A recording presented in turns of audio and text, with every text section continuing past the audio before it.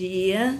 Hoje, às 2 horas da tarde, seriam as nossas aulas de obras literárias. Então, eu vou fazer esse vídeo para vocês assistirem depois, vejam todas as observações e alguma coisa que vocês não entenderem, me pergunte. Vou mandar depois aí no grupo a obra, toda essa explicação que eu vou falar, vou mandar por escrito também, inclusive com questões. Nós vimos as obras, todas as obras da UEM. Agora nós vamos começar com as obras da UFPR. Essas obras da UFPR, né, do Paraná, elas não servem só lá para o Paraná. Elas também servem para o Enem, elas também servem para a VUNESP, FAMEMA e todos os vestibulares que abrangem a VUNESP, porque é muito importante e lá não tem obras literárias. Então, nós vamos começar com o Uruguai, de Basílio da Gama. Nós sabemos que Basílio da Gama pertenceu ao arcadismo brasileiro. Ele e o Santa Rita Durão foram considerados pré-românticos e épicos. Vejam a importância. Por quê? Porque eles não queriam seguir a mitologia, ficar falando dos clichês árcades. Eles queriam falar algo propriamente do Brasil. E o que eles resolveram falar? Do índio. E o índio é uma característica romântica. Por isso, do romantismo. Por isso que é pré-romântico. Então, vejam. O Uruguai é uma obra épica de 1769, critica drasticamente os jesuítas, antigos mestres do autor. Basílio da Gama alega que os jesuítas apenas defendiam os direitos dos índios para ser eles mesmos seus senhores, para eles comandarem os índios. O enredo situa-se todo em torno dos eventos expedicionários e de um caso de amor e morte no reduto missioneiro, que é a morte da Índia Lindóia. Nós temos o tema central, é o Tratado de Madrid. Então vejam o que essa obra aborda, que vocês têm que guardar.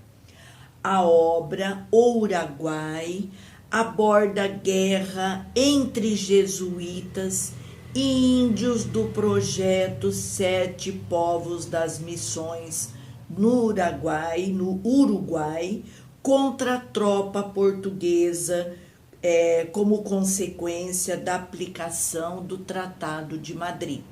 O que foi o Tratado de Madrid? Um dos primeiros nomes da reforma agrária. Foi o Tratado de Tordesilhas e depois o Tratado de Madrid. Então, observe. Tema central, o Tratado de Madrid, é celebrado entre os reis de Portugal e da Espanha. As terras ocupadas pelos jesuítas no Uruguai deveria passar da Espanha para Portugal. Os portugueses ficariam com 7 povos das missões e os espanhóis com a colônia de Sacramento. Então vejam, fazendo essa divisão, o Tratado de Madrid, 7 povos das missões ficaria para os portugueses e a colônia de Sacramento para os espanhóis. 7 povos das missões era habitada por índios, os índios que recebiam o mesmo nome 7 povos das missões, e dirigida por jesuítas que organizaram a resistência à pretensão dos portugueses. O que esse poema vai narrar? Ele vem narrar o que foi a luta pela posse de terra, travada em princípios de 1757, exaltando os feitos do general Gomes Freire de Andrade. Então vejam, exaltava o poderio, os feitos desse general. Basílio da Gama dedica o poema ao irmão de Marquês de Pombal e combate os jesuítas abertamente. Então vejam, nós temos como os personagens o general Gomes Freire de Andrade, que era chefe das tropas portuguesas. Nós temos o Catânio, chefe das tropas espanholas. Cacambo, chefe dos indígenas, lá de Sete Povos das Missões. Cepé, um guerreiro índio, amigo íntimo de Cacambo. Balda, o jesuíta administrador dos Sete Povos das Missões. Caitutu, o guerreiro indígena, irmão de Lindóia. Vocês vão ver que lindo quando ele chega na parte que Lindóia está morta, com a cobra enrolada no seu corpo, ele tem vontade de lançar, jogar uma lança para matar a cobra, mas tem medo de ferir o corpo de Lindóia, sua irmã. A Lindóia é esposa de Cacambo. A Tanajura é uma indígena feiticeira. Então pronto, aqui estão apresentados os personagens ou as personagens da obra Uruguai. O resumo da narrativa. A pobreza temática impele Basílio da Gama a substituir o modelo camoniano, lá de Camões, que eram oitavas, versos decassílabos, rimas AB, AB, AB, CC. Ele vai escrever em 10 cantos, só que com apenas 5 cantos. Não terão os 10 cantos dos Lusíadas. Os versos vão ser brancos, então não terão a rima AB, AB, AB, CC. Então vejam, nós teremos apenas 5 cantos com versos decassílabos e constituídos por versos brancos, isto é, sem rimas. No canto 1, então vejamos, saudação do general Gomes Freire, a chegada de Catânio, o desfile das tropas, Andrade explica as razões da guerra, a primeira entrada dos portugueses enquanto esperam reforço espanhol. O poeta Basílio da Gama apresenta o campo de batalha, coberto de destroços e de cadáveres, principalmente de indígenas, e voltando no tempo, apresenta um desfile do exército luso-espanhol comandado por Gomes Freire. Então esse é o capítulo 1. A saudação do general Andrade, Gomes Freire de Andrade, a chegada de Catânio com as tropas, o desfile das tropas e a mostragem do local cheio de cadáveres, principalmente de indígenas. Canto 2. A partida do exército luso-castelhano, soltura dos índios prisioneiros. É relatado o encontro entre os caciques Cepé, que é o amigo de Cacambo, e Cacambo, ao português, o comandante português. Gomes Freire, à margem do rio Uruguai. O acordo é impossível, porque os jesuítas portugueses se negavam a aceitar a nacionalidade espanhola. Então vejam, esse acordo do Tratado de Madrid não é feito espontaneamente, por quê? Porque eles não aceitam serem, os índios não aceitam serem comandados pelas tropas luso-espanholas. Os índios lutam valentemente, mas são vencidos pelas armas de fogo dos europeus. Cepé morre em combate, Cacambo comanda a retirada. Veja uma parte importante que não tem aqui, mas que eu vou explicar para vocês. O grupo luso-espanhol chegaram, as tropas, montaram uma cabana. Aí o Cepé disse para o Cacambo: Cacambo, você quer ver como eu vou fazer um jeito para expulsar esse povo daqui e a gente ficar livre? Eu vou né? Vou montar aqui de madrugada, vou até o local deles e vou atear fogo. E assim fez. Foi, só que puf, foi pego pelas tropas, pelo povo. E envenenaram o Cacambo, o Cepé. Daí, Cepé morreu. O Cacambo comanda essa retirada. Aí, o que acontece? O Cacambo, o Cepé aparece em sonho para o Cacambo. E aquele sonho que parecia realidade. E diz, Cacambo, eu não consegui, mas você vai conseguir. Pega essa rota tal, ensinou, explicou para ele o que ele deveria fazer e ele foi. Só que aconteceu, pegaram o Cacambo também, envenenaram, mataram o Cacambo. Daí, o que eles falaram? Bom, tem a Índia, a Lindóia, que é uma índia linda, que é a mulher esposa de Cacambo. Se a gente fizer um dos nossos se casar com ela, nós entramos nas terras, nos apossamos dela e tá certo o tratado.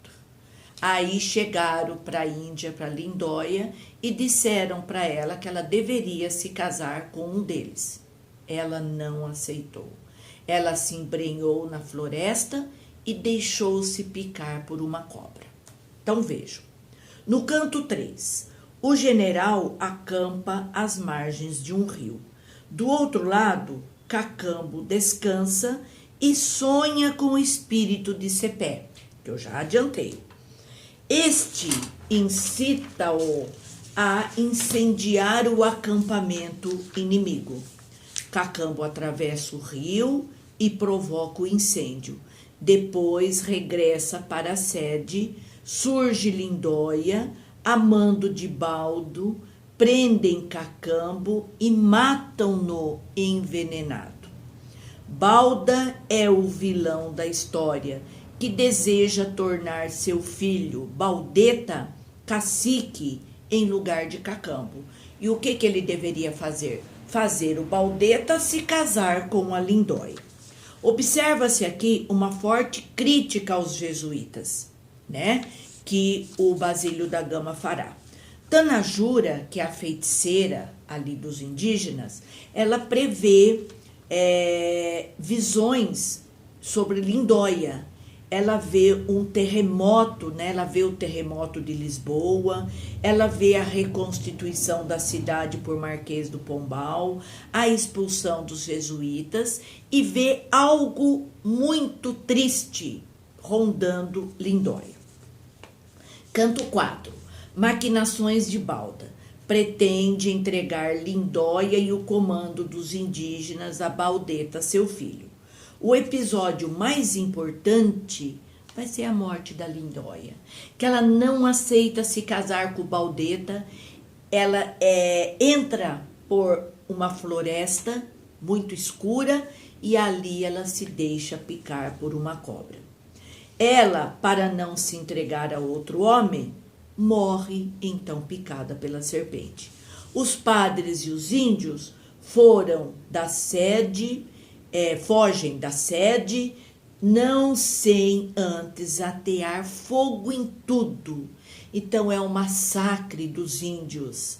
O exército entra no templo e o poema apresenta então um trecho lírico de rara beleza. Ainda conserva pálida semblante, um não sei que de magoado e triste, que os corações mais duros enternece, tanto era bela no seu rosto a morte. Então é nesse momento que Caitutu, que é irmão de Lindóia, a vê caída, enrolada uma cobra em seu corpo, e ele se aproxima e tem vontade de jogar a lança, mas tem medo de machucar o corpo da irmã. O autor, ele usa a expressão 3 vezes vacilou, 3 vezes ele que 3 vezes, quer dizer, quis por 3 vezes lançar, né, a lança, mas não teve coragem por medo de machucar o corpo da irmã. No último canto, canto 5, a descrição do templo, a perseguição aos índios, prisão de Balda, o poeta dá por encerrada a tarefa e despede-se. Expressa suas opiniões a respeito dos jesuítas.